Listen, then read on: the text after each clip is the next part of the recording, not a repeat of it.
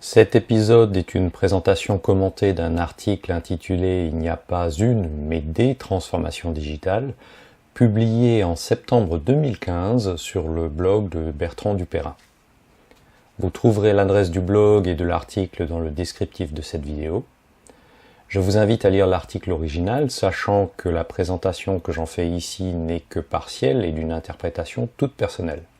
Alors qu'en général on ne mentionne la transformation digitale qu'au singulier, l'auteur de l'article nous explique qu'il y en a 4, voire 5. La première est celle de la société dans son ensemble, qui entraîne les autres. Elle est faite des nouveaux usages grâce aux nouvelles technologies que les individus développent ou adoptent à titre personnel dans leur vie quotidienne. Les possibilités qui leur sont offertes deviennent alors une norme de fait que les consommateurs ou usagers souhaitent retrouver plus largement. Les entreprises et certains services perçoivent les opportunités et ou ces exigences et engagent alors leur transformation numérique pour répondre à ces attentes. C'est là la seconde transformation digitale, vue par les directions générales, selon l'auteur de l'article, qui génère de nombreuses interrogations tant elle remet en question jusqu'au cœur de métier, les chaînes de valeur, les business models, les offres, etc.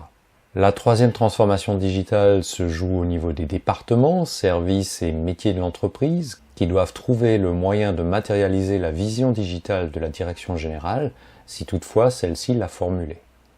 Il leur faut également déployer un nouveau modèle d'organisation et de fonctionnement, tout en le faisant cohabiter avec l'ancien, le temps de la transition et avec les moyens consentis.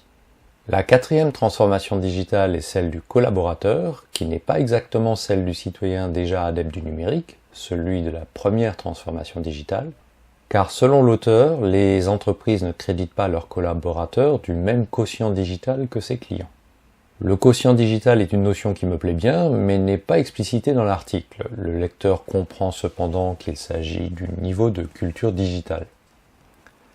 Le terme quotient digital est certainement choisi à dessein, mais j'ignore s'il faut le rapprocher du quotient intellectuel, qui qualifie l'intelligence propre à chaque individu, ou du quotient familial, qui est un indicateur de niveau de revenu et qui en France détermine le droit aux aides sociales et le niveau d'imposition fiscale. Toujours est-il que le quotient digital fait la transition avec le paragraphe titré « L'individu digital devient un salarié digitalement attardé », dans lequel l'auteur critique le manque de reconnaissance a priori des compétences numériques des salariés par les structures qui les emploient. Ici, j'introduirai un petit bémol personnel.